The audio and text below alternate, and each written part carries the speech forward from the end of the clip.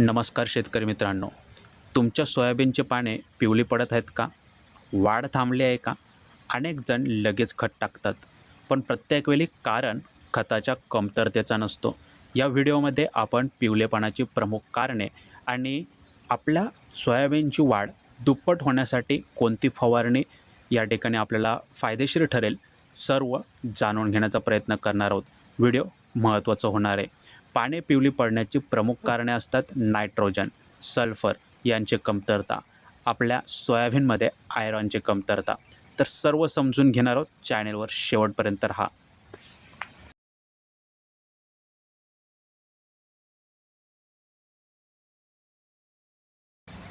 तर मित्रांनो, सर्वप्रथम लक्षणे समजून घेऊ आणि त्यानंतर पहिल्या फवारणीमध्ये कशी उपाययोजना करायची ते समजून घेऊ. येथे आपण पाहाल तर नवीन किंवा कोवळ्या पानांच्या शिरा हिरव्या राहून आतील भाग पिवळा झाला असेल तर अशा वेळी 20 ग्रॅम फेरेस्ट, त्यानंतर 1 ग्रॅम सायट्रिक ॲसिड प्रति 10 लिटर पाण्यात मिसळून फवारणी आपल्याला करावी लागणार आहे.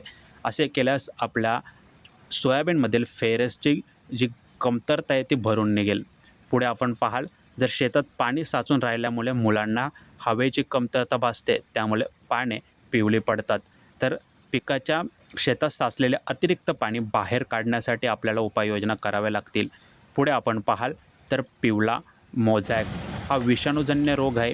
यामध्ये आपण पाहाल तर पानांवर पिवळे आणि हिरवे चट्टे तयार होतात आणि हा विषाणूजन्य जो रोग आहे हा पांढरी माशी तसेच इतर कीटकांपासून पसरतो आणि ते आपल्याला नियंत्रित करायचं असेल तर थायोमोथॅक्सम या कीटकाची फवारणी करून आपल्याला हा संपूर्ण कीटक रोग नियंत्रित आणायचा आहे. पुढे नायट्रोजनची कमतरता.